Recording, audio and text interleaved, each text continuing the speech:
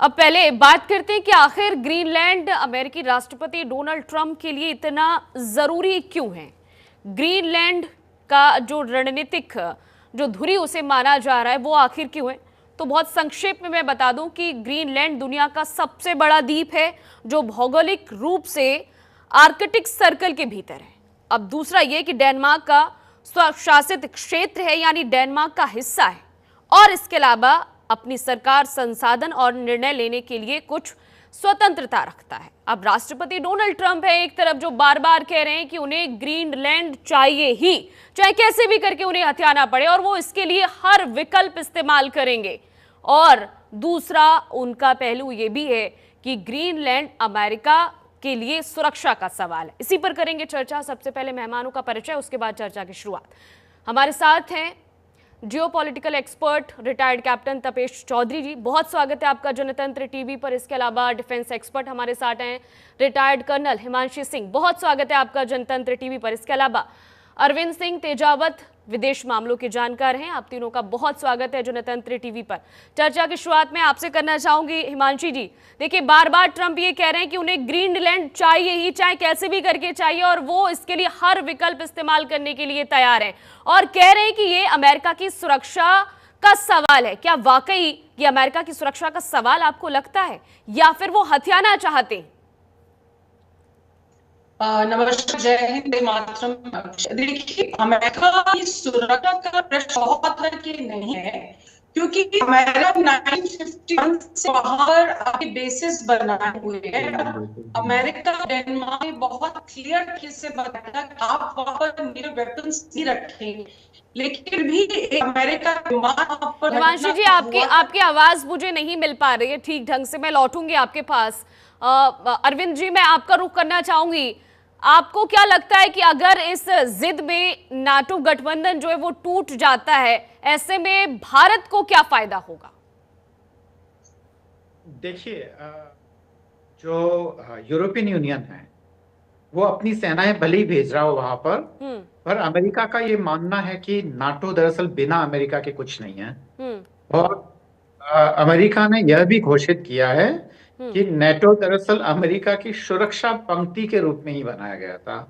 मतलब कि जो साम्यवादी जो खेमा था, जो पुराने जमाने का कोल्ड वॉर के ड्यूरेशन में 90s से पहले, तो उस खेमे में उन्होंने ये साफ कहा था कि दरअसल उसको रोकने के लिए ही नाटो की उपयोगिता थी। और ये कह रहा है कि नेटो में जो सारा खर्च है, या जो सारा जो सैनिक साजो सामान है, या सब कुछ तो अमेरिका कर रहा है। अगर उसका 80% अगर सारा ही एक्सपेंसेस अगर अमेरिका वहन कर रहा है, तो नाटो की उपयोगिता क्या है? तो कह रहा है कि कोई उपयोगिता नहीं है, कोई फर्क नहीं पड़ता है। दूसरी बात ये कि ये सारे ही यूरोपियन यूनियन के जितने भी देश हैं वो अभी टुकड़े टुकड़े में है, वो कोई यूनाइट नहीं है। अगर मान लो हम कहें कि यूरोपियन यूनियन की कोई फौज है, तो ऐसा नहीं है। और कोई भी अकेला देश अमेरिका का मुकाबला करने की स्थिति में नहीं है। मुझे ऐसा डाउट लगता है कि कहीं आखिर में यह समझौता हो जाएगा स्वीडन और अमेरिका के बीच में। पहली बात तो ये कि वो जो ग्रीनलैंड है वो पूरे स्वीडन के हिस्से में नहीं है। वहां अगर होगा तो पहले रेफरेंडम होगा। अगर मान लो अमेरिका उसे हड़पना भी चाहता है, तो पहले तो वो जो ऑटोनोमस जो स्टेटस है उसको वह पहले फ्रीडम पूरी मिलेगी स्वीडन से, और जो ऑटोनोमस स्टेटस है वो भी खत्म हो जाएगा। और उसके बाद में फिर अमेरिका उसको हड़प सकता है वहां रेफरेंडम करके। पर ग्रीनलैंड की जनता, भले ही वो पॉपुलेशन बहुत ही थोड़ी सी हो, पर इसके लिए तैयार होगी, इसको लेकर डाउट ही है। तो यह सारी चीजें हैं जो मुझे लगता है कि जब हम ग्रीनलैंड और ईयू के रिलेशंस को देखें, तब है भारत को ये फायदा हो सकता है कि अगर ये गठबंधन टूट जाता है ईयू और जो यूनाइटेड स्टेट का, तो भारत जो बाकी देशों से बहुत तेजी के साथ मुक्त व्यापार संधि कर सकता है और अमेरिका का अल्टरनेटिव ढूंढ सकता है। क्योंकि अभी भारत का जो 20% यानी 1/5 जो एक्सपोर्ट है वो यूनाइटेड स्टेट को जाता है। अगर हम ईयू से अगर हम फ्री ट्रेड ट्रीटी करते हैं और हम तेजी से हमारा व्यापार अगर यूरोपियन यूनियन की तरफ शिफ्ट कर देते हैं, तो यह होगा कि अमेरिका पे हमारी जो डिपेंडेंसी है वो कम हो जाएगी, जो कि बहुत ही बेहतरीन होगा। और अमेरिका हमसे जो अभी जिस तरीके की बार्गेनिंग या जिस लहजे में बात करता है वह शायद कम होगा। पर अभी यह सब दूर की कौड़ियां हैं, क्योंकि भारत और अमेरिका की ताकत में बहुत ज्यादा फर्क है। कहाँ 3 और कहाँ 48, उतना ही फर्क है दोनों की इकोनॉमी की साइज में भी। और भारत की तो पूरी वायुसेना ही अमेरिका पे डिपेंडेंट है। तो कितना फायदा होगा यह 1 या 2 डिकेड के बाद में तो हम पता कर सकते हैं मीनाक्षी जी, पर ठीक है। अभी तो कहना वाकई मुश्किल है जी। ठीक है, मैं लौटूंगी आपके पास। हिमांशी जी हमें पुनः एक बार फिर से ज्वाइन कर चुके हैं। हिमांशी जी, कैसे देख रही हैं आप राष्ट्रपति डोनाल्ड ट्रंप के इस रवैये को? और वो कह रहे हैं कि चाहे उन्हें वो टैरिफ की तलवार लेकर आना पड़े, चाहे वो कानूनी दबाव बनाए, चाहे दूसरे और दबाव बनाए, हर तरीके से साम दाम दंड भेद वो अपना लेंगे, लेकिन उनको चाहिए ही ग्रीनलैंड। मीनाक्षी, आपको आवाज मिल रही है? जी जी बिल्कुल। देखिए, अमेरिका के लिए कोई ये सिर्फ एक जिद है, ये अमेरिका की सिक्योरिटी में किसी भी तरीके से इम्पेडिमेंट नहीं है। मैं ऐसा इसलिए कह सकती हूँ, देखिए 1951 से जब वर्ल्ड वॉर 2 फिनिश हो गया था, उसके बाद से अमेरिका ने वहां पर अपने बेसिस रखे हुए हैं। और अमेरिका वर्ल्ड वॉर 2 के बाद में वहां पर अपना मिलिट्री बेस बनाए हुए है। डेनमार्क के साथ उसका समझौता हुआ था रक्षा के लिए अगेंस्ट जर्मनी, लेकिन अमेरिका ने वहां पर धीरे धीरे अपने आप को बहुत सारे बेसिस बनाकर पैसिफिक में स्पेशली स्टैब्लिश कर लिया। डेनमार्क ने क्लियरली उनको कहा था कि आप इस क्षेत्र का इस्तेमाल न्यूक्लियर वेपनाइजेशन के लिए नहीं करेंगे, लेकिन अमेरिका ने वो भी किया। और ये पकड़ा कैसे गया कि अमेरिकी जहाज था जो वहां पर न्यूक्लियर वेपन्स लेके जा रहा था, वो दुर्घटनाग्रस्त हो गया। और तब ये रिपोर्ट आई थी, जो गार्जियन में छपी भी है। तब डेनमार्क ने अपनी आपत्ति जताई थी कि आप इस क्षेत्र का वेपनाइजेशन कर रहे हैं। तो अमेरिका के मिलिट्री बेसिस वहां पर ऑलरेडी हैं। तो अमेरिका की अगर मिलिट्री बेसिस वहां पे है तो उसको किसी भी तरीके से रशिया या चीन से खतरा नहीं है। लेकिन अब जैसा कि डोनाल्ड ट्रंप कर रहे हैं आसपास, he is a very very transactional businessman. उन्होंने वेनेजुएला पे किस लिए कब्जा किया? पहले वो ड्रग्स की बात कर रहे थे, लेकिन कब्जा करते ही वहां पर ऑयल की बात शुरू हो गई। सेम चीज वो ग्रीनलैंड में करना चाह रहे हैं। ग्रीनलैंड जो है, रेयर अर्थ मिनरल्स आप ले लीजिए, या आप वहां पर गैस ले लीजिए, पेट्रोलियम ले लीजिए, बहुत सारी ऐसी चीजें, स्पेशली जो फाइन एल्यूमिनियम जिससे आपके फाइटर प्लेन्स बनते हैं, या आपके जो पानी के जहाज बनते हैं, आपकी कार्स बनती है, उस तरह का फाइन जो एल्यूमिनियम आप प्रोसेस कर सकते हैं। थोरियम, यूरेनियम, वो बातें हम नहीं भी करें तो भी उसके लिए वहां पर पाए जाने वाले जो खनिज हैं वो बहुत ही बेहतरीन क्वालिटी के हैं और अनएक्सप्लोर्ड हैं। अमेरिका की पूरी दृष्टि इस समय उन पर है और अमेरिका कोशिश करेगा। देखिए, जो अमेरिका फर्स्ट जो ट्रम्प कह रहे हैं बार बार, वो एक्चुअली इनकी पॉलिसी में साल दर साल चला आ रहा है। और वो यही चाहते हैं कि इस पूरे क्षेत्र को वो अपने आप को, ये अमेरिका के लिए भी नहीं कर रहे हैं, वो अपनी पूरी फैमिली को मजबूत करने के लिए कर रहे हैं और उस लॉबी के लिए कर रहे हैं जिसने उनको इलेक्शन में जिताया था। और ही इज वेरी क्लियर कि अगर वो ये मिड टर्म इलेक्शन जो है अमेरिका में हार जाते हैं तो उनका इम्पीचमेंट भी हो सकता है। तो उससे पहले वो अपने लिए बहुत सारी ऐसी चीजें सिक्योर करना चाहते हैं कि उनकी फाइनेंशियल जो स्टेट है, उनकी फैमिली जो है वो स्टेबलाइज रहे। तो अमेरिका के लिए मिलिट्री मुद्दा नहीं है, लेकिन ये ट्रंप के लिए पर्सनल मुद्दा बन गया है। इसीलिए उन्होंने ग्रीनलैंड की जो बर्फ है उसमें बारूद लगा दिया है। कुल मिलाकर हिमांशु जी, राष्ट्रपति डोनाल्ड ट्रंप जो कह रहे हैं कि अमेरिका की सुरक्षा का सवाल है, वो अमेरिका की सुरक्षा का सवाल नहीं है, रेयर अर्थ मिनरल्स का ये सवाल है। और जो वो कह रहे हैं कि वो वहां पर रहकर रूस और चीन की गतिविधियों पर नजर रखना चाहते हैं, ये भी उन्होंने एक बड़ा अपने तर्क में बताया है।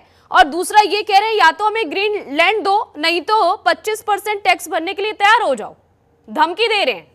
और जो बाकी अब यूरोपियन जो देश हैं वो कह रहे हैं ये तो अवैध दबाव एक तरीके का, आप तो प्रेशर बना रहे हैं, और दूसरा कह रहे हैं ये ब्लैकमेल भी आप कर रहे हो।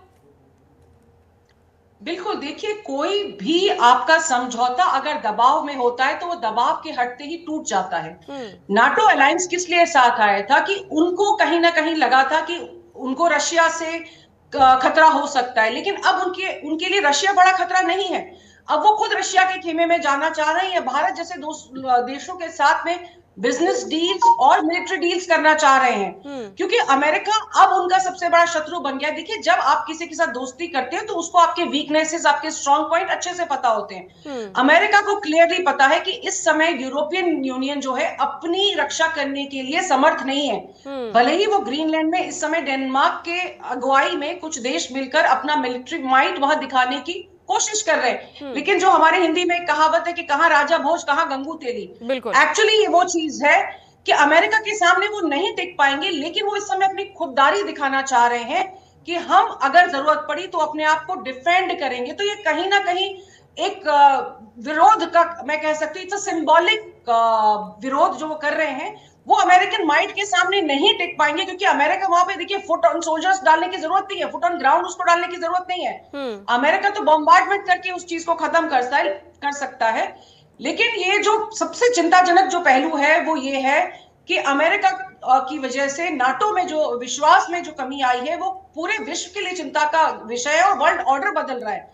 अगर आप इस तरह के जो भी संगठन है उनको कमजोर करते हैं तो फिर जो जंगल राज है वो दिखता है, और अमेरिका पूरे विश्व को जंगल राज की तरफ ढकेल रहे हैं, which is a very very sad state of affair. Greenland के लोग नहीं चाहते हैं इनके साथ आना, वो बहुत क्लियरली कह रहे हैं कि हमें डेनमार्क के साथ रहना है।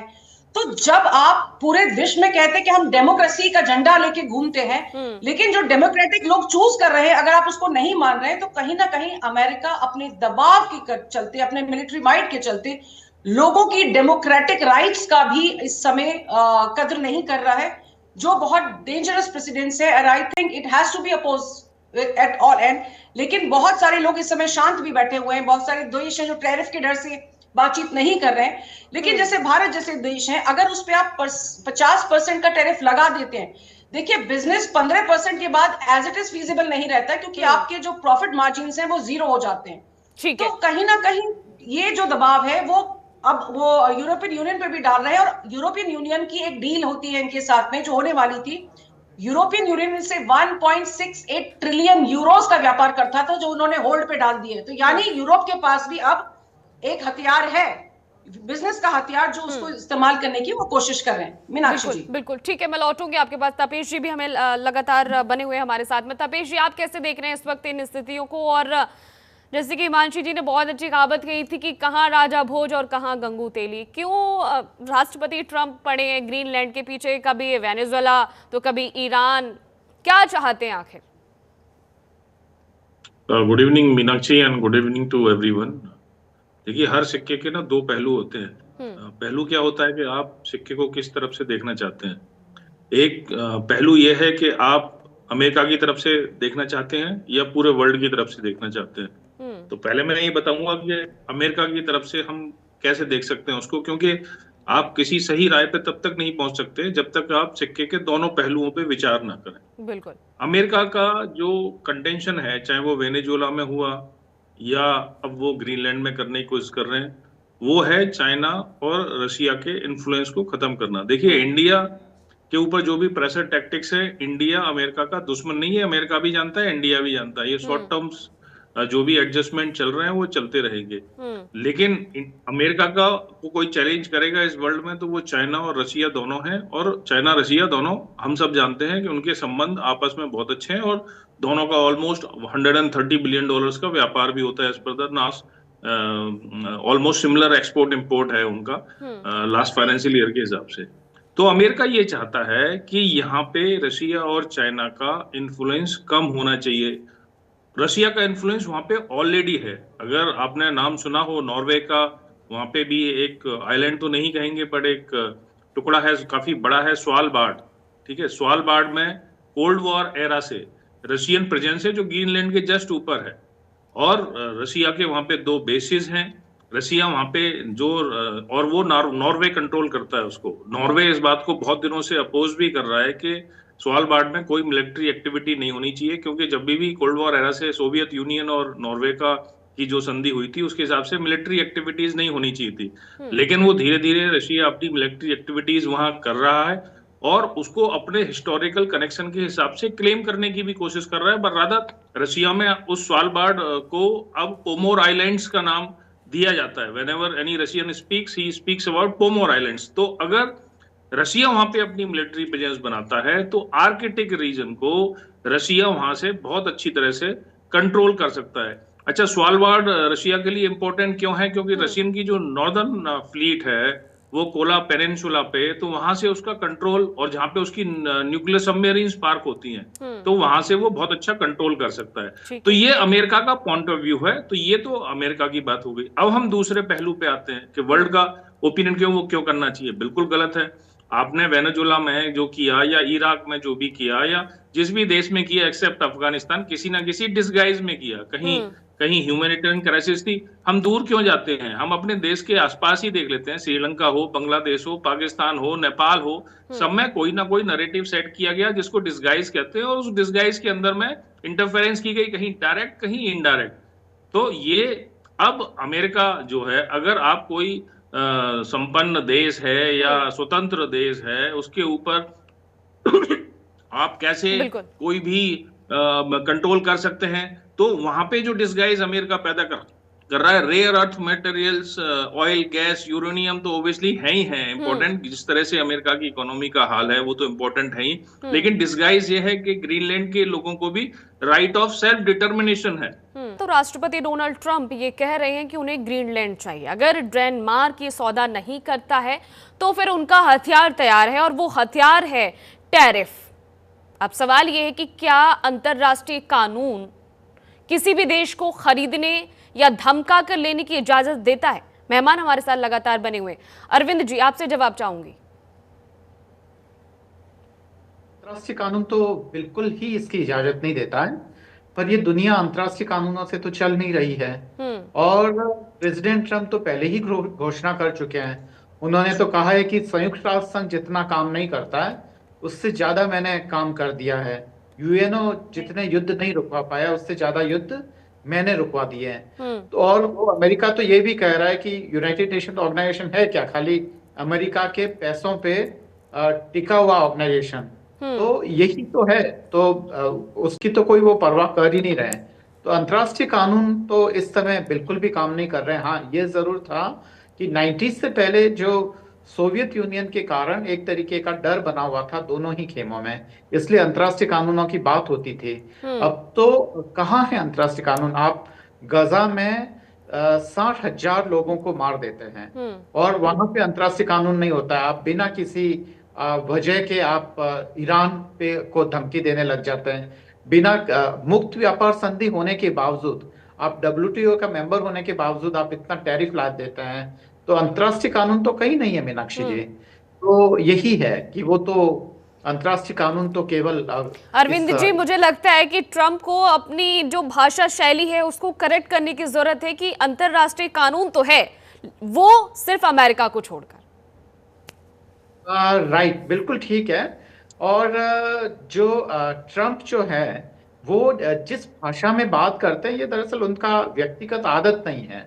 ये दरअसल उनकी एक नीति का हिस्सा है जो ये बताना चाहते हैं। क्योंकि भारत के प्रधानमंत्री के लिए भी कह रहे थे कि वो कह रहे थे कि सर क्या मैं आपसे मिल सकता हूँ, क्या मुझे थोड़ा सा समय मिलेगा। तो इस तरीके की वो जिस भाषा का इस्तेमाल कर रहे हैं, या कि भारत के लिए कह रहे हैं कि भारत अगर हो सकता है तो अमेरिका के मातहत ही हो सकता है। जिस तरीके से वो चीन को धमकाते हैं, या जिस तरीके से एक राष्ट्र के राष्ट्राध्यक्ष को किडनैप करके वो अमेरिका में ले आते हैं, वो अमेरिका मूलतः ये घोषणा कर रहा है कि इस दुनिया में अगर कोई एक ही दादा है तो वो अमेरिका है। और ये आज के समय में अगर देखें तो ये काफी हद तक सच भी है, क्योंकि चीन अभी उस हालत में नहीं है कि अमेरिका का मुकाबला कर सके। और अमेरिका ने ये टेस्ट भी किया था, खासकर गाजा पट्टी में जब वो नरसंहार कर रहा था, जेनोसाइड ही था एक तरीके का। या कि उन्होंने जब ईरान के परमाणु ठिकानों पे हमला किया था, या कि सीरिया में उन्होंने जब तख्ता पलट किया था, तो यह सब देख रहे थे कि चीन और रूस किस तरीके से उसकी मुखालफत करेंगे। न तो चीन और अमेरिका की इकोनॉमी का साइज बराबर है, लगभग दुगने से ज्यादा अंतर है, और ना ही उनकी सैनिक ताकत। अगर रूस और चीन दोनों ही। लेकिन अरविंद जी, अभी हम जिस दौर से गुजर रहे हैं, ऐसे में हर देश को इस वक्त चिंता करने की जरूरत है, और ये चिंता का विषय भी है कि अगर आपके पास सैन्य शक्ति मजबूत नहीं है तो अमेरिका जैसा देश आप पर कभी भी हमला कर सकता है। और दूसरा, कोई भी चीज ऐसी जिसे वो मनवाना चाहता हो और उसकी जिद अगर आ गई है तो फिर वो मनवा के ही रहेगा, टैरिफ लगा देंगे आप पर, नहीं तो फिर दूसरी जो सैन्य शक्ति है वो उसे झेलने के लिए आप तैयार हो जाए। हिमांशु जी क्या कहेंगे, ये जो वक्त है वो इस समय सैन्य शक्ति को मजबूत करने का समय है और अलर्ट पर रहने का समय? देखिए, ये चीज बहुत साफ हो गई है कि अब आपका ना कोई परमानेंट शत्रु है, ना आपका कोई परमानेंट दोस्त है। रिलेशनशिप्स बहुत ट्रांजैक्शनल हो गए हैं और जिसकी मिलिट्री माइट, जिसकी इकोनॉमी, जिसका डिप्लोमेसी स्ट्रांग है, वो इस समय जिस भी देश को चाहे अपने हिसाब से नचा सकता है। This is exactly what America is doing. America क्यों हर जगह टैरिफ का दबाव बनाता है? क्योंकि उसको पता है वो दबाव काम करता है। अमेरिका क्यों कैसे हर देश में घुस जाता है? क्योंकि उसको पता है कि उसकी मिलिट्री स्ट्रांग है।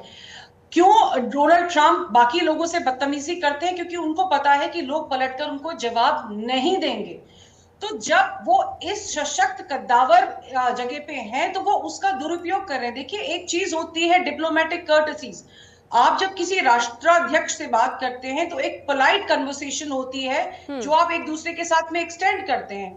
वो अपने अहम में ये चीज भूल गए हैं कि ये एक तरह से पूरे विश्व के रिस्पेक्ट को छलनी करने वाली बात है। अब देखिए, 21वीं सदी की जो वैश्विक संरचना है वो तो वैसे ही बदल रही है, लेकिन जो डोनाल्ड ट्रंप प्रेसिडेंट सेट कर रहे हैं, जो एक्सपेक्टेड है एज वर्ल्ड इकोनॉमी के जो लीडर हैं वो, या मिलिट्री माइट के लीडर हैं, इतने बड़े डेमोक्रेसी के लीडर हैं, तो उनसे कुछ अपेक्षाएं हैं। लेकिन वो अपेक्षाएं उन्होंने बार बार खंडित की हैं। और स्पेशली जब आप ग्रीनलैंड के जैसे इशू को देख रहे हैं तो उसमें ये हम और भी देखने को मिल रहा है कि आप जब किसी देश की संप्रभुता का रिस्पेक्ट नहीं कर रहे हैं तो आप दूसरों से ये अपेक्षाएं नहीं रख सकते। लेकिन ट्रंप अपेक्षाएं नहीं रखते हैं, वो आदेश देते हैं और उनके आदेश को मानना पड़ता है। देखिए, हमारे यहाँ हिंदी में कहते हैं कि राजहट, बालहट, त्रियाट, ये 3 ऐसे हट होते हैं जिनके सामने आपको झुकना पड़ता है। कि बच्चा किसी चीज की जिद कर रहा है, आपको लाके देनी पड़ेगी, ये राजहट होता है। राजहट का वो दुरुपयोग कर रहे हैं। उनको पता है कि इस समय विश्व में उनसे ज्यादा पॉलिटिकली स्ट्रांग कोई नहीं है और इसी चीज को बार बार वो दुनिया के सामने रख रहे हैं। अभी तो उन्होंने रिसेंटली देखिए इराक के लोगों के साथ में कितना बड़ा विश्वासघात किया कि उनको कह रहे थे कि आप लड़े रहो, आप लोगों के नाम लिखो और the help is on the way. कहाँ है उनकी हेल्प? वहां पर 19,000 के करीब लोग मर गए हैं, जो वहां से रिपोर्ट्स निकल के आ रही है, जो डॉक्टर्स वहां के हैं वो कह रहे हैं। कहाँ है अमेरिका? तो अमेरिका वहीं घुस रहा है जहां उसको कुछ फायदा दिख रहा है। उसको पता है इस समय ईरान के अंदर सिचुएशन फेवरेबल नहीं है, तो वो अभी नहीं घुस रहा है, वो वेट कर रहा है उस राइट टाइम का। तो he is not a leader to be trusted. वो ऐसे हैं जिसपे जहां उनको कमजोरी दिखती है वो वहां घुस जाते हैं। एग्जैक्टली यही चीज वो ग्रीनलैंड में कर रहे हैं। उनको पता है यूरोपियन यूनियन पूरी मिलके भी उनके साथ कुछ नहीं कर सकती है। लेकिन इससे जो बाकी चीजें उभर के आ रही हैं कि अब यूरोप का जो भ्रम है ना वो टूट गया है। वो पहले भले ही उनको बड़ा भाई मानता हो, लेकिन इस समय जिस तरह की हरकतें उन्होंने की है तो यूरोप ने की आंखें खुल गई हैं। भारत जैसे देश के लिए नए अवसर देखिए अब खुल रहे हैं कि अब जर्मनी के जो चांसलर थे वो आके गए हैं, अभी मैक्रो आ रहे हैं, बाकी लोग भी आ रहे हैं। तो कहीं ना कहीं विश्व अब ऑल्टरनेटिव और सम्मानजनक ऑल्टरनेटिव तलाश रहा है। बिल्कुल हिमांशु जी, आपने 2 बड़ी बातें कही है कि एक जो भ्रम था यूरोपीय यूनियन का वो अभी इस वक्त टूट गया, दूसरा ये कि एक नए अवसर जो है वो भारत के लिए पैदा हो गए। अब सवाल ये उठता है कि अगर यूरोप अमेरिका से दूरी बनाता है तो भारत जैसे देश के करीब अगर वो आता है तो ऐसे में जो डिप्लोमेटिक वैल्यू है वो और ज्यादा बढ़ जाएगी। कैसे देख रहे हैं सर? देखिए, डिप्लोमेटिक वैल्यू तो ऑब्वियसली बढ़ेगी। अगर 16वीं यूरोपियन यूनियन की बैठक अगर भारत में होने वाली है, जिसमें कि हम पहली बार यूरोपियन यूनियन के जो नेता हैं उनको बुला रहे हैं, तो कहीं ना कहीं ये हम ट्रंप को भी संदेश दे रहे हैं कि देखिए, आप भले ही पूरे विश्व को धमका रहे हो, लेकिन विश्व में अब लोग दोस्ती वहां कर रहे हैं जहां उन्हें बेटर ऑल्टरनेटिव्स मिल रहे हो। यूरोपियन यूनियन, भारत, ये सब मिलके अब नए फ्री ट्रेड एग्रीमेंट करना चाह रहे हैं, मिलिट्री एग्रीमेंट्स करना चाह रहे हैं, एक दूसरे के लिए अपने बाजारों को खोलने के लिए अब शायद बातें होंगी। और अगर ये बातें होती हैं तो यूरोपियन यूनियन को भी देखिए बहुत बड़ा मार्केट मिलेगा जो इंडिया में है, और हमको उनकी टेक्नोलॉजी मिलेगी। अगर हमारे फ्रांस के साथ में और अच्छे समझौते होते, जो बीच में उन्होंने कहा था कि शायद ट्रांसफर ऑफ टेक्नोलॉजी नहीं होगा मिलिट्री में, अगर उस तरह की चीजें होती है तो हमारी इकोनॉमी भी लीप्स एंड बाउंड्स में प्रोग्रेस करेगी। और कहीं ना कहीं जब आप सशक्त होते हैं, आपके साथ सशक्त लोग खड़े होते हैं, तो आप विश्व पटल पर एक कद्दावर यूनियन को ला सकते हैं। This is exactly what is happening. देखिए रशिया शांत बैठा हुआ है, उसके वेनेजुएलन जो क्राइसिस हुआ था बीच में अभी, जहां उसके ऑयल टैंकर्स को पकड़ लिया था, वो शांत बैठा है, वो वेट एंड वॉच कर रहा है। चाइना वेट एंड वॉच कर रहा है। तो चाइना अभी कनाडा के साथ में कुछ ऐसे उसने भी व्यापारिक समझौते किए जो शायद आगे उनके लिए बहुत फायदेमंद होंगे। तो लोग ऑल्टरनेटिव्स ऑलरेडी देख रहे हैं, लेकिन अब देखना यह है कि कितने देर तक इस तरह के सिग्नलिंग से अमेरिका अब इसको समझ पाता है कि आप सबको इकट्ठा कर रहे हैं। In future I think they are going to be very close and strong. ठीक है जी मीनाक्षी। ठीक है, तपेश जी, हिमांशु जी की बातों से कितना इत्तेफाक रखते हैं? नहीं, हिमांशी जी जो भी कह रही हैं बिल्कुल ठीक कह रही हैं। देखिए ऐसा है आज की डेट में कि यूएस के साथ अरविंद जी ने भी बताया कि 1/5 ऑलमोस्ट 20% हमारा एक्सपोर्ट है। ईयू के साथ में वो एक्सपोर्ट ऑलमोस्ट 17% है, एक्स पर the last financial year almost $76 billion का। नाउ दादागिरी तो वर्ल्ड में बहुत लोगों ने की। आप अगर एग्जाम्पल उठा के देखें हिस्ट्री में तो लेटेस्ट सबके दिमाग में हिटलर का आता है और नाउ ट्रम्प का आता है, उससे बीच में तो इतना किसी का आता नहीं है। तो दादागिरी एक टाइम तक चलती है, उसके बाद नहीं चलती है। खैर इसकी बात नहीं करते क्योंकि ये ट्रम्प साहब को तो मैं हमेशा बोलता हूँ, ये तो रील बनाने, इंस्टाग्राम पे रील बनाने वाले व्यक्ति हैं कि कितने व्यूज आएंगे उसके हिसाब से ये अपना टाइम सेट करके रील डाल देते हैं। तो इसको बिलीव नहीं कर सकते, बट हमें अमेरिका का लार्जर पर्सपेक्टिव देखना चाहिए। तो अब इसमें इशू क्या है कि देखिए डेनमार्क के प्राइम मिनिस्टर 2-3 चीजें फ्लो करती हैं, मैं इसको बस 1 मिनट लूंगा फ्लो करने में, कि अब इंडिया के ऊपर ऑलमोस्ट 75% टैरिफ हो गया जब से ईरान वाला इशू हुआ, 50 + 25। चाइना के ऊपर जब टैरिफ लगा था, China reciprocated, India did not. तो क्यों नहीं? क्योंकि आज की डेट में चाइना सब कुछ बनाता है। चाइना का जो व्हाइट पेपर है, जो बार बार बात आती है कि चाइना चुप रहा, अरविंद जी ने भी बोला चाइना बोलेगा नहीं। 2049 का जो भी सीक्रेटली जो भी मैटर अवेलेबल है उसके हिसाब से चाइना कोई भी मेजर वॉर फाइट नहीं करेगा बिफोर 2049।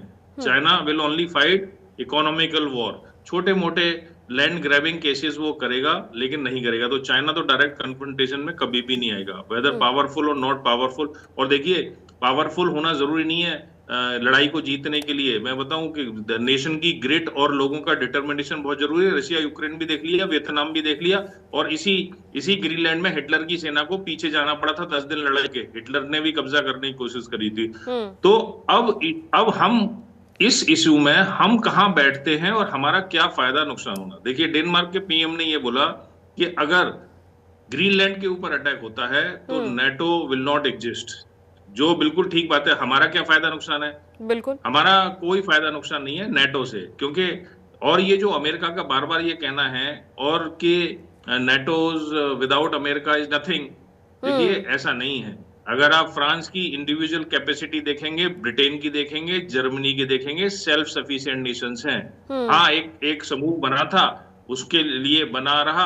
अब ये 10 to 25% टैरिफ, जैसे इंडिया दूसरे रास्ते तलाश रहा है, जो हिमांशी जी ने बोला कि ईयू की मीटिंग होने वाली है, तो ऐसे ही यूरोप भी तलाशेगा। और देखिए सबसे बड़ी बात सम्मान की होती है, जो हिमांशी जी ने लास्ट में कहा था, सम्मान जो है ट्रंप साहब ने किसी का नहीं किया। मैक्रो का जिस तरह से उन्होंने बेइज्जती करी, नेटोज के बहुत सारे हेड्स ऑफ स्टेट की उन्होंने जिस तरह से बेइज्जती की और जो बताया कि तुम्हारी औकात क्या है, और वो एक बार फिर से तपेश जी एक बार फिर से कह रहे हैं ट्रंप कि अगर ग्रीनलैंड की रक्षा नेटो नहीं कर सकता है तो अमेरिका नियंत्रित करेगा नेटो, धमकी दे रहे हैं। उसका नेटो कर सकता है। देखिए ऑपरेशन आर्कटिक इंड्योरेंस इस समय ऑनगोइंग है, ठीक है, जिसमें डेनिश आर्मी और एयरफोर्स के साथ में फ्रांस, जर्मनी, स्वीडन, नॉर्वे और नीदरलैंड की सेनाएं साथ में हैं। अगर और ये ऑपरेशंस ऐसे ही किए जाते हैं कि भाई हम अपना, अमेरिका भी जब कोई एक्सरसाइज करता है या चाइना करता है, वो अपना पोस्चर ही तो दिखाता है वर्ल्ड को कि हम तैयार हैं। ये कंट्रीज भी तैयार हैं, ये इतना आसान नहीं होगा मेरे हिसाब से। हाँ मिलिट्री ऑपरेशंस कोई बड़ी बात नहीं अमेरिका के लिए, जिस तरह से वेनेजुएला में किया बहुत बड़ी ऑपरेशंस था, पर नेटो रहे ना टूटे, टूट जाए, हमें उससे फर्क नहीं पड़ता।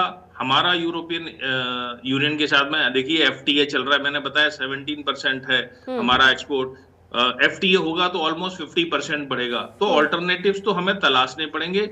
और अरविंद जी की एक बात से मैं सहमत नहीं हूं कि Indian air force is dependent on the America. No, it is not. अगर मैं डिपेंडेंसी की परसेंटेज में बात करूं तो 8 से 9% आएगा बस, क्योंकि except few helicopters and transport aircraft we don't operate the American equipment, so it is heavily dependent on Europe and Russia।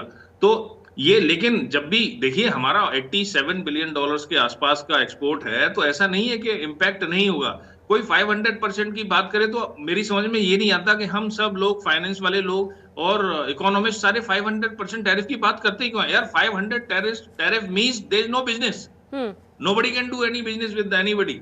सो भाई सीधे सीधे हम बोल रहे हैं कि हम बिजनेस नहीं करते, तो फिर हमें ऑल्टरनेटिव्स तलाशने पड़ेंगे। देखिए सैंक्शंस वैंक्शंस चलते रहते हैं। हमारे पास 1988 में भी न्यूक्लियर टेस्ट के बाद काफी सैंक्शंस लगे थे पूरे वर्ल्ड में।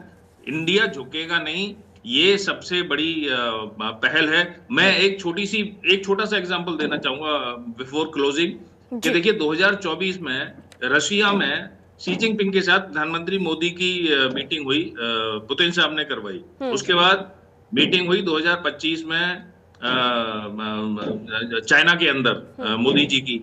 इसके बाद जब ये चाइना का रुख कड़ा हुआ कि 500% टैरिफ से पहले 50% लगाऊंगा, 100% लगाऊंगा, तो भी हमने कहा कि हमें चाइना में साथ में आना पड़ेगा। लेकिन हमने ये कहा हम झुकेंगे नहीं, पहले आर्मी हटाओ बॉर्डर से। दोनों की आर्मी हटी, चाइना की आर्मी पीछे गई। फिर आपने रिसेंटली सुना भी होगा, फिर अपने अपने एरियाज में पेट्रोलिंग भी शुरू हुई। ऐसा नहीं था कि हमने चाइना की हर शर्त को मान लिया। हम और चाइना साथ होंगे, लेकिन अपनी शर्तों पे होंगे। तो जब आप अपनी शर्तों पे काम करते हैं तो थोड़े बहुत नुकसान ऊपर नीचे होते हैं। इकोनॉमी तो आज है, कल नहीं है। कल अमेरिका की इकोनॉमी आज है $1 ट्रिलियन का, तो इंटरेस्ट देता है वो कर्ज के ऊपर। तो ये बहुत सारे फैक्टर्स रहते हैं जो वर्ल्ड को दिखता है, वो एक्चुअली ऐसा होता नहीं है। अमेरिका अमेरिका के डॉलर के अगेंस्ट में डिप्रिशिएट हो रहा है, इसका मतलब ये नहीं हो रहा कि डॉलर बहुत मजबूत हो रहा है। तो बहुत सारे फैक्टर्स हैं जिसको हमें चलना चाहिए, और मेरे हिसाब से अपना हौसला नहीं खोना चाहिए। 1 फरवरी से फ्रांस, ब्रिटेन, डेनमार्क जैसे देशों को कमर तोड़ने के लिए तैयार रहना चाहिए, ये राष्ट्रपति डोनाल्ड ट्रंप कह रहे हैं। अगर 10 से 25% का टैरिफ अगर लगता है यूरोपीय देशों पर, तो इससे जो यूरोपीय इकोनॉमी है और उसके साथ ही जो ग्लोबल सप्लाई चेन है उस पर कितना असर पड़ सकता है आपके हिसाब से? आप मेरे से सवाल कर रही हैं? जी जी जी। देखिए असर तो 100% पड़ेगा। देखिए मैंने फिर बताया, सिक्के के 2 पहलू हैं जो मैंने पहले बात शुरू की थी। एक तो उतना होता है जितना आप दिखाते हो, और एक एक्चुअल होता है।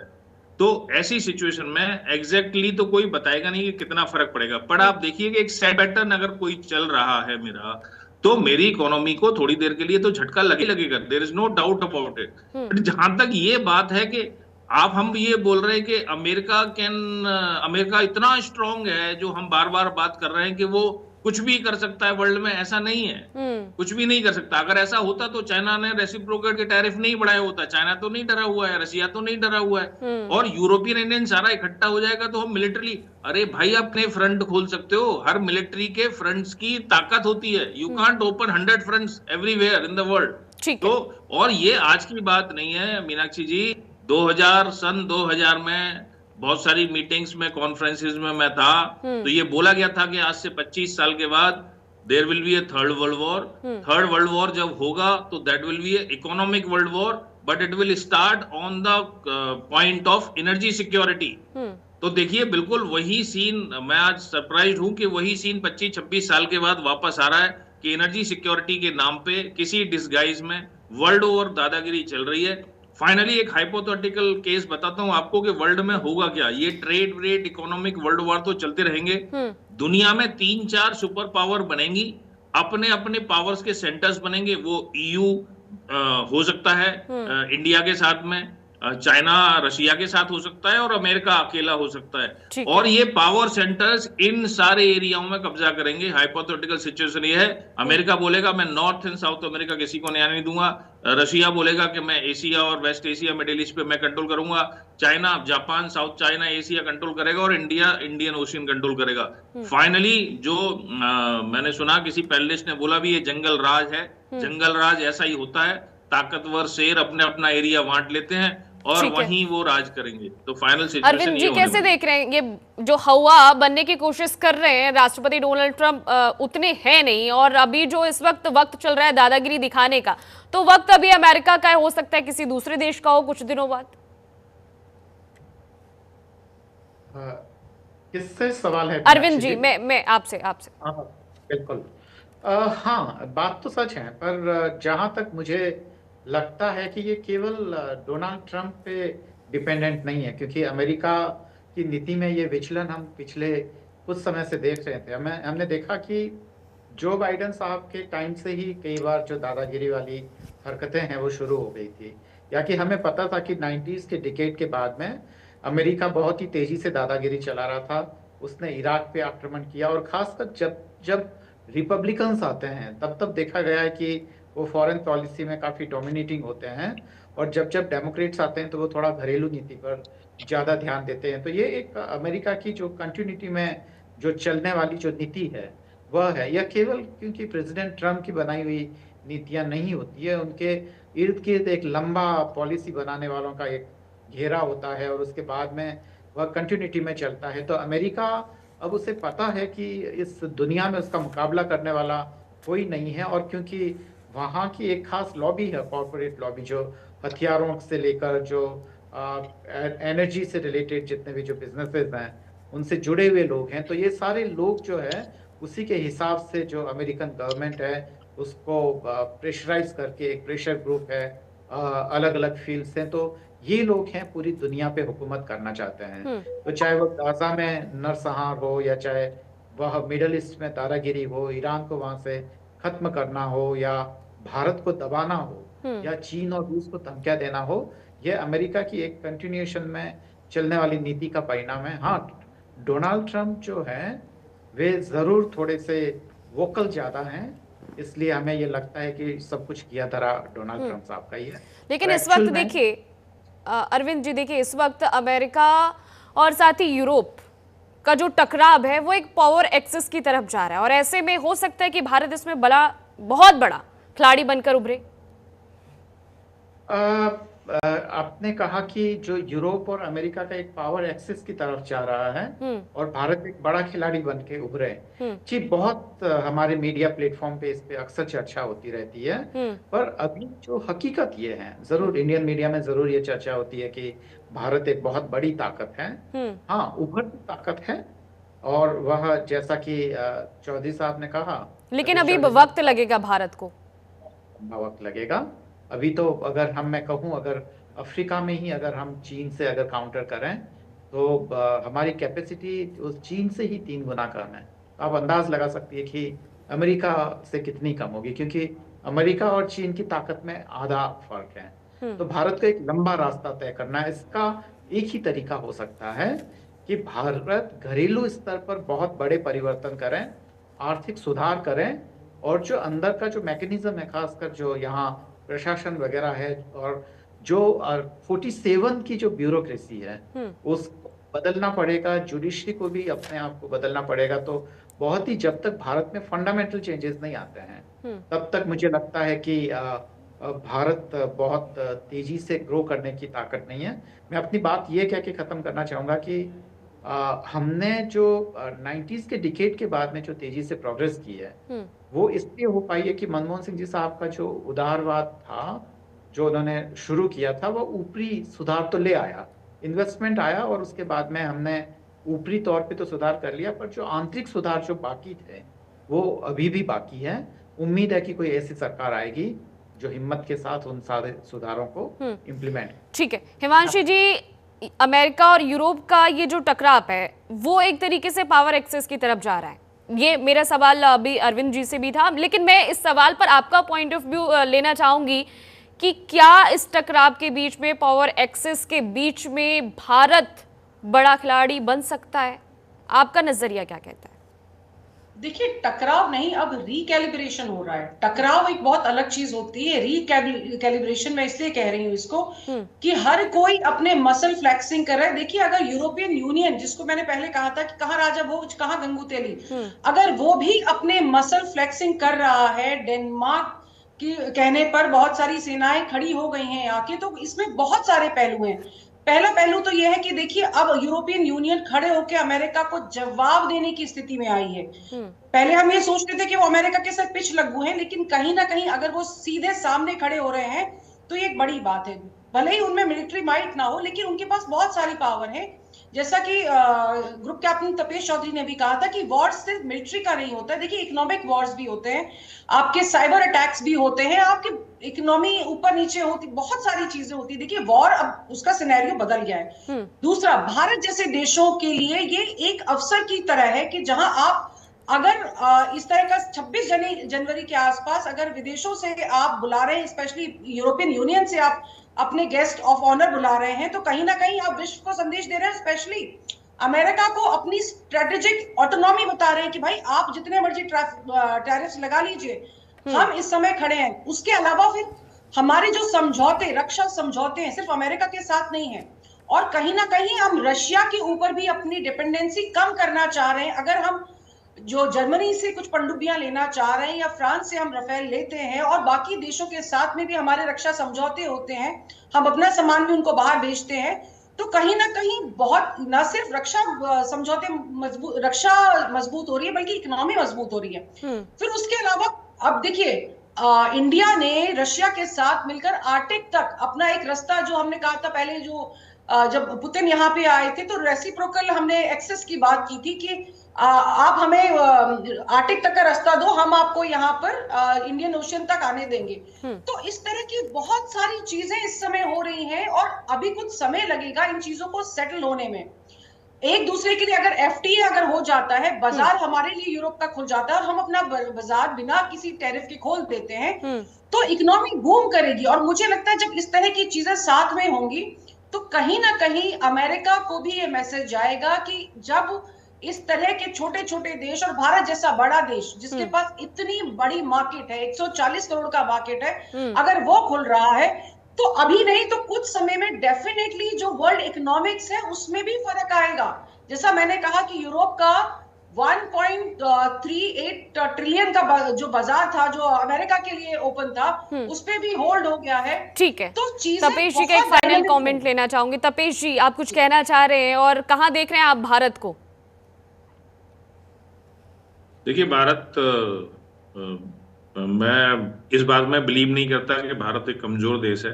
भारत बहुत स्ट्रांग देश है। उसका नहीं, कारण हिमांशु है जी कि कह रही हैं कि वॉर का जो सिनेरियो है वो अब बदल गया है, अब भारत के पास बहुत बड़ा अवसर है ये और मौका भी है, क्योंकि 140 करोड़ की जनता यहाँ रहती है और ऐसे में बहुत बड़ा मार्केट है ये। तो मैं वही कह रहा हूँ, एक्चुअली 140 नहीं बल्कि अब तो 145 करोड़ हो गए होंगे। हम वर्ल्ड के सबसे बड़े कंज्यूमर हैं। देखिए अमेरिका कितना भी सामान बना ले, बेचना इंडिया में ही पड़ेगा। और जो अरविंद जी ये बात बोल रहे थे, ड्यू रेस्पेक्ट टू हिम, कि चाइना अमेरिका के आसपास भी नहीं है, 50% भी नहीं है। भाई देखिए इकोनॉमी से कुछ नहीं होता। मैं आज भी बोलता हूँ, चाइना पे आप पूरे वर्ल्ड के बैन लगा दीजिए, China can survive as on date, क्योंकि चाइना हर कुछ प्रोड्यूस करता है और उसके कंज्यूमर्स भी हैं। हमारी प्रॉब्लम है कि हम कुछ भी प्रोड्यूस नहीं करते। चाइना, यस, एनर्जी का एक इशू है चाइना के साथ, बस जो हमारे पास भी है, लेकिन हम सब कुछ प्रोड्यूस नहीं करते। तो हमारे साथ ये प्रॉब्लम है। तो हमें नए नए गठबंधन चाहिए, लेकिन हम कमजोर देश नहीं है, क्योंकि हमारे पास सबसे ज्यादा ताकत हमारे लोगों की है, हमारे युवाओं की है। वर्ल्ड में सबसे ज्यादा यूथ जो है हमारे देश में है। और ऐसा नहीं है कि अमेरिका भी, बड़ी बड़ी कंपनियां अमेरिका की इंडियंस की वजह से चल रही हैं। अब उसने डेमोक्रेट्स को वोट कर दिया इंडियंस ने, तो अब ट्रम्प साहब गुस्सा हो रहे हैं। तो ये तो चलता फिरता हवा है, आज आई कल चली जाएगी। लेकिन India will stand on in own feet. हमें नुकसान जरूर होंगे, मैं ये नहीं कह रहा हूं, लेकिन गवर्नमेंट प्रोएक्टिवली काम कर रही है। मैं कोई पॉलिटिकल एक्सपर्ट नहीं हूं, पर जो भी मुझे दिख रहा है, देखिए दिखता क्या है, पहले क्वार्टर में अमेरिका के टैरिफ के बावजूद भी हम 8+% से ग्रो किए ना। हाँ, अगर वही 1% पे आया तो पूरा वर्ल्ड हमारे ऊपर हंस रहा होता, पर नहीं है ना। हमने अपने अपने जो पैरामीटर्स हैं वो सेट कर रखे हैं। और देखिए एक रास्ता बंद होगा या एक दरवाजा बंद होगा, तभी तो दूसरे दरवाजे खुलेंगे, तभी तो हमें अपनी ताकत का एहसास होगा। तो बस वही चल रहा है और मेरे ख्याल से हम ठीक करेंगे। कुल मिलाकर यही कि इस तमाशे के बीच में भारत के पास बहुत सारे अवसर हैं, बहुत सारे मौके हैं और भारत इन अवसरों को कैसे ग्रैब करता है और कैसे इस्तेमाल करता है वो देखने वाली बात होगी। फिलहाल आप तीनों मेहमानों का बहुत शुक्रिया हमारे साथ जुड़ने के लिए, तमाम जानकारी साझा करने के लिए और चर्चा में बने रहने के लिए। फिलहाल के लिए खास पेशकश में बस इतना ही। बने रहिए लगातार जनतंत्र टीवी के साथ। नमस्कार।